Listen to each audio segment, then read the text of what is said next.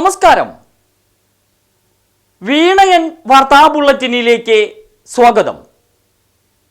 പ്രധാന വാർത്തകൾ നിങ്ങൾക്കായി സമർപ്പിക്കുന്നത് Spinner Pipes, manufacturers of HDPE and PVC pipes. Think irrigation, think Spinner. Rahul tiles and sanitaries, Kovilakathumpadam, Kerala ബാങ്കിന് മുൻവശം, തൃശൂർ. അടുക്കളയ്ക്ക് സൗമ്യ സുഗന്ധവും വിഭവങ്ങൾക്ക് രുചിയും. കേരളത്തിന്റെ സഹകരണ ശുദ്ധി ഗ്രീൻ മൈത്രി വെളിച്ചെണ്ണ, ഒരു പെരിങ്ങണ്ടൂർ സർവീസ് സഹകരണ ബാങ്ക് ഉൽപ്പന്നം.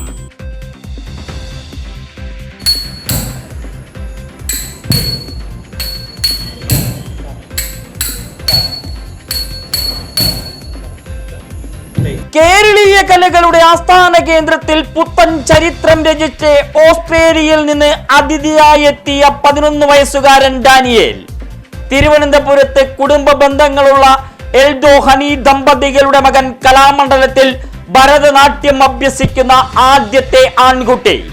ഡോക്ടർ RLV രാമകൃഷ്ണന്റെ ശിക്ഷണത്തിൽ പഠനം ആരംഭിച്ചു. 6 മാസക്കാലം കൊണ്ട് ഭരതനാട്യത്തിൽ വിസ്മയ പ്രകടനം നടത്താൻ കുറ്റമറ്റ പരിശീലനം. കേരളീയ കലാരൂപത്തിന്റെ സുന്ദര പ്രതീകമായി ഡാനിയേൽ ഓസ്ട്രേലിയയിലേക്ക് മടങ്ങും. വടക്കാഞ്ചേരി നഗരസഭയിലെ മുണ്ടത്തിക്കോട് കോട്ടപ്പറമ്പ് ഡിവിഷനിൽ നിന്ന് അവിശ്വസനീയവും വിസ്മയകരവുമായ വാർത്ത. മുള്ളൻ പന്നികൾ ഐക്യത്തോടെ റോഡ് തുരന്നു. കോട്ടപ്പറമ്പ് പെരിയമ്മക്കാവ് റോഡ് ഇടിഞ്ഞു വീണ് ഭീമൻ ഗർത്തം.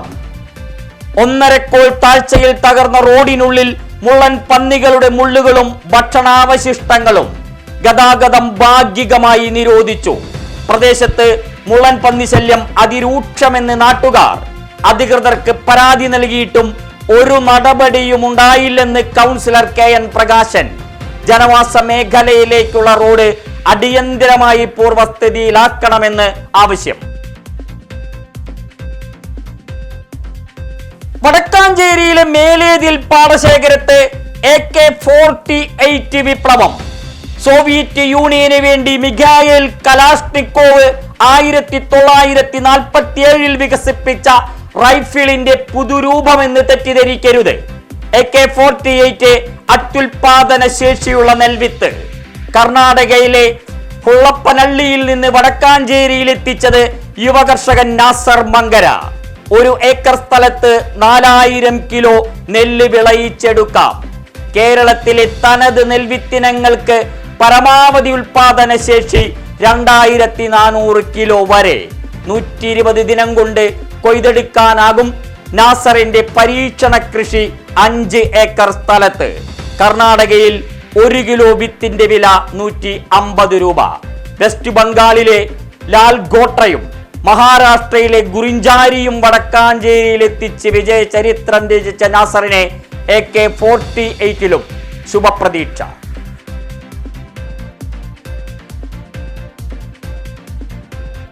സംസ്ഥാനത്ത് ഹൈസ്കൂളുകളുടെ സമയക്രമം ഇനി വർദ്ധിക്കും. അരമണിക്കൂർ. പഠനാരംഭം കാലത്ത് 9:45 മുതൽ. വൈകിട്ട് ലോങ് ബെൽ മുഴങ്ങുക 4:15. 220 പ്രവൃത്തി ദിനം വേണമെന്ന ഹൈക്കോടതിയുടെ കർശന നിർദ്ദേശത്തെ തുടർന്നാണ് സമയക്രമ മാറ്റം. 1 മുതൽ 4 വരെയുള്ള ക്ലാസുകളിൽ സമയ ദൈർഘ്യമില്ല. UP വിഭാഗത്തിൽ ആഴ്ചയിൽ 6 പ്രവൃത്തി ദിനം തുടർച്ചയായി വരാത്ത 2 ശനിയാഴ്ചകൾ ഇനി പ്രവൃത്തി ദിനമാകും. സർക്കാർ ഉത്തരവിറക്കി. അധ്യാപക സംഘടനകൾക്ക് വലിയ പ്രതിഷേധം.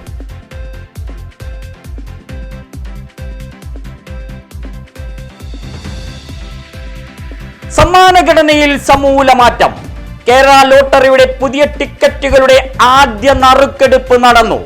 ധനലക്ഷ്മിയിലൂടെയാണ് 1.5 മാസത്തിനിടയിൽ 2ാം തവണയിലെ സമ്മാന ഘടനാ മാറ്റം. 50 രൂപ സമ്മാനങ്ങൾ എടുത്തു കളഞ്ഞു.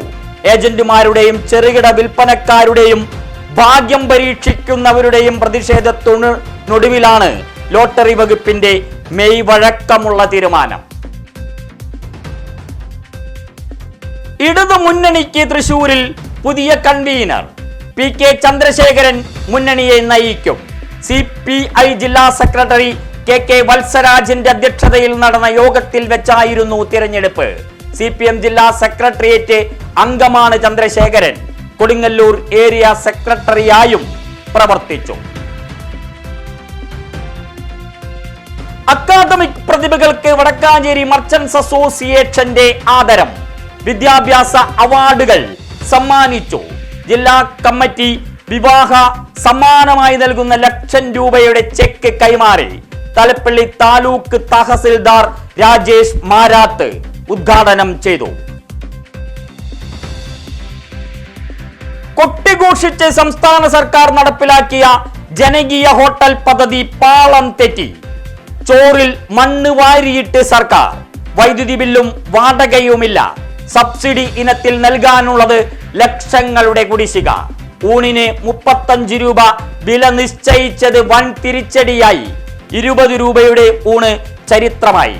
വടക്കാഞ്ചേരി നഗരസഭയിലെ മിണാലൂർ ജനകീയ ഹോട്ടൽ അടച്ചുപൂട്ടി.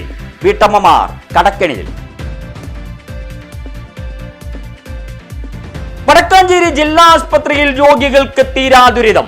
നിർമ്മാണത്തിലിരിക്കുന്ന കെട്ടിടങ്ങളുടെ പ്രവർത്തനങ്ങൾ ഇഴയുന്നതിൽ പ്രതിഷേധം. നിലവിലെ OP വിഭാഗത്തിൽ കൊടിയ ദുരിതം. OP വിഭാഗം പുതിയ കെട്ടിടത്തിലേക്ക് മാറ്റി സ്ഥാപിക്കണമെന്ന് യൂത്ത് കോൺഗ്രസ്. പാലിയേറ്റീവ് രോഗികളെ ദുരിതത്തിലാക്കുന്നതിൽ പ്രതിഷേധവുമായി കോൺഗ്രസും രംഗത്ത്. ആശുപത്രി സൂപ്രണ്ടിനെ പരാതി നൽകി. നിയന്ത്രണത്തിന് അതിശക്തമായ നടപടി സ്വീകരിക്കുമ്പോഴും പിടിവിട്ട് കോവിഡ് പുതിയ ഉയരങ്ങളിലേക്ക്.